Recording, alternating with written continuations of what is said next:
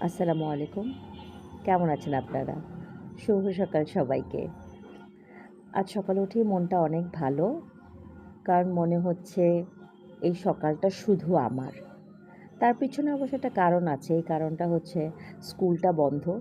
So খুব সকালে উঠেই স্কুলে রিপোর্ট করার জন্য দৌড়ানোর প্রয়োজন ছিল না।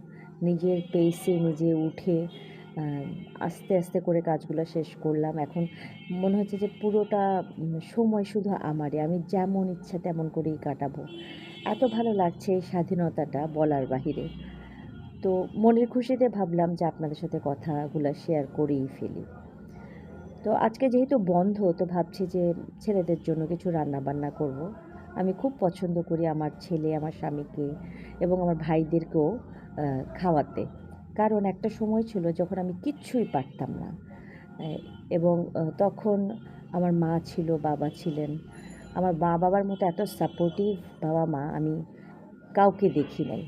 অনেকেই বলে সবার বাবা-মাই এমন হয়। কিন্তু আমার কাছে মনে হয় না, সবার বাবা-মা এমন হয় না। আম কারণ আমি নিজেও এখন মা। আমিও আমার মায়ের মতো এত যত্ন নিতে পারি না আমার সন্তানদের। একটু ফাঁকিবাজি ভাব আছে। ইভেন রান্না-বান্নায়ও আমার ফাঁকিবাজি একটা স্বভাব আছে, যেগুলো সহজ রেসিপি, ইজিলি হয়ে যায়। সেগুলো আমাকে খুব অ্যাট্রাক্ট করে। রিজন আমি ছোট থেকে রান্নাঘরে গিয়ে রান্না করে অভ্যস্ত ছিলাম না। আমার মা সব ধরনের রান্না করতেন এবং তিনিও আমাদেরকে খাওয়াতে, যত্ন করতে, আমাদের মনের আশা পূর্ণ করতে অলওয়েজ ব্যস্ত থাকতেন তখন।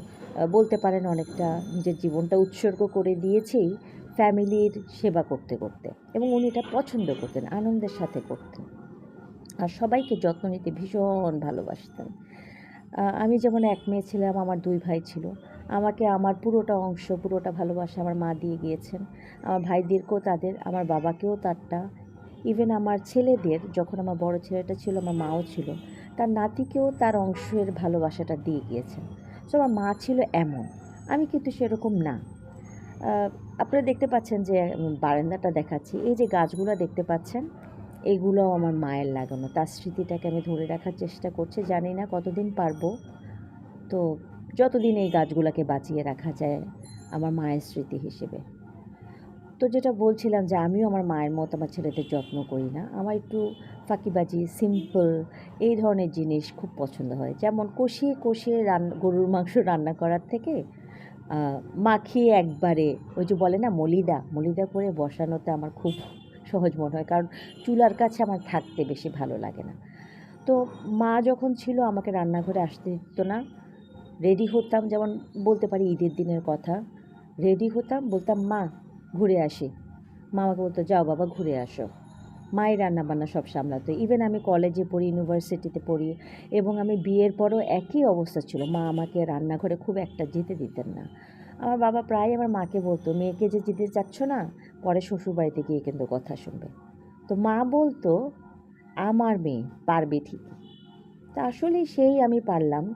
কিন্তু অনেক পরে দেরিতে যখন পারলাম তখন আর মা-বাবাকে রান্না করে খাওয়াতে পারলাম না। তো এই আফসোসটা কাজ করে অনেক। তো সেই আফসোসটা যখন বেশি হয় তখন ভাইদেরকে খাওয়াই। মনে হয় যে মা-বাবাকে খাওয়াচ্ছি। তো ভাইদেরকে খাইয়ে খুব তৃপ্তি পাই। খুব ভালো লাগে বলার বাহিরে। এইভাবে আ মনের যেই ব্যথাগুলা বা অ অসম্পূর্ণতাগুলো রয়ে গিয়েছে সেগুলো পূরণ করি। আপনার নিশ্চয়ই হয়তোবা কেউ রিলেট করতে পারছেন যারা আমার মতো এক্সপেরিয়েন্স করেছেন। আ তো মা মা ক্যান্সারে ভুগলেন এবং খুব অল্প সময়ের মধ্যেই মানে ৩ মাসের মধ্যেই আমাদেরকে ছেড়ে চলে গেলেন। এরপরে আমার কাছে মনে হলো যে জীবনটা অর্ধেক, কোনো আনন্দ নাই। মা যেন মায়ের সাথে কবরে সেই আনন্দগুলাও নিয়ে গেল। এরপরে বাবা ৩ বছর পরে বাবাও ক্যান্সারে মারা গেলেন। তখন পৃথিবীটা পুরা শূন্য মনে হলো। যদিও আমার সংসার পরিপূর্ণ ছিল। আমার ২ ছেলে তখন, আমার হাসব্যান্ড আছে। কিন্তু কোথাও যেন একটা অনেক বড় শূন্যতা। আ কারণটা ছিল আমি এক মেয়ে ছিলাম এবং অলওয়েজ আমার মা-বাবার সাথে ছিলাম। আমার বন্ধুর সার্কেল খুব কম ছিল। আমি আমার প্রতিটা সময় আমার মা-বাবার সাথে কাটিয়েছি। ইভেন ঈদেও এত বড় হয়ে যাওয়ার পর আমি ফ্রেন্ডদের বাসায় গিয়ে বা ফ্রেন্ডদের সাথে কোথাও গেট টুগেদার করে আমার আনন্দটা ভাগাভাগি করিনি। আমার সকল আনন্দ ছিল আমার মা-বাবার সাথে। তো ইভেন বিয়ের পরও যেহেতু জব করি আমি, তো মা-বাবার কাছেই বাচ্চাগুলাকে রেখে যেতে হতো, কারণ আমি মা-বাবার থেকেই সাপোর্টটা বেশি পেতাম। আর আমার শ্বশুরবাড়ি দূরে ছিল। তো আমাকে আসলে অনেক কিছুই করতে হয়নি। সবকিছু মা-বাবা গুছিয়ে আমার প্রতিটা পদে, পদে আমার যত obstacle আসতো, বাধা আসতো সেগুলো দূর করে দিত মা-বাবা। মা-বাবা এমনই হয়। অ্যা তো এগুলা পেয়ে না আমি আসলে ওইভাবে শক্ত মজবুত হতে পারিনি দুনিয়াতে। তো যখন বাবা চলে গেল তখন মনে হলো যে কিছুই তো দুনিয়াতে নেই। আমি আরও কিছু মানে কিভাবে আমি এখন ডিসিশন নিবো বা চলবো? বাবাকে জিজ্ঞেস করা ছাড়া তো কিছুই করতাম না। আমার কাছে মনে হতো মা-বাবার কথাটা শুনলে ওই ডিসিশনে রহমত বরকত থাকে আল্লাহ তাআলার। তো শুরু হলো আমার স্ট্রাগল করার যাত্রা। আ নরমাল কাঁচাবাজার করতে, সিম্পল জিনিস রান্না করতে, শাক-ভাজি সব কিছুতেই পদে, পদে বাধাগ্রস্ত হতাম, কারণ পারতাম না। তো আমি আবার ইউটিউবে রান্না দেখতে বা যেকোনো কিছু ক্রিয়েটিভ কিছু দেখতে পছন্দ করতাম। তো আস্তে, আস্তে খোঁজা শুরু করলাম, দেখলাম। কারো রান্না মনে হতো আমার কাছে মাঝে মধ্যে আমার মায়ের মতো মনে হয় প্রসেসটা। তো এইভাবে অনেকের রান্না দেখতে, দেখতে এর অনেক কিছু আমি শিখে ফেলেছি এখন। আমার হাসব্যান্ড, আমার ছেলেরা বলে, "মা মজা হয়েছে।" যেমন করে আমি আমার মাকে বলতাম। তো আমার কাছে মনে হয় এই যে আমি এত প্রবলেম ফেস করেছি, এত স্ট্রাগল ফেস করেছি বিকজ অফ রান্না। আমি রান্নাটা পারতাম না।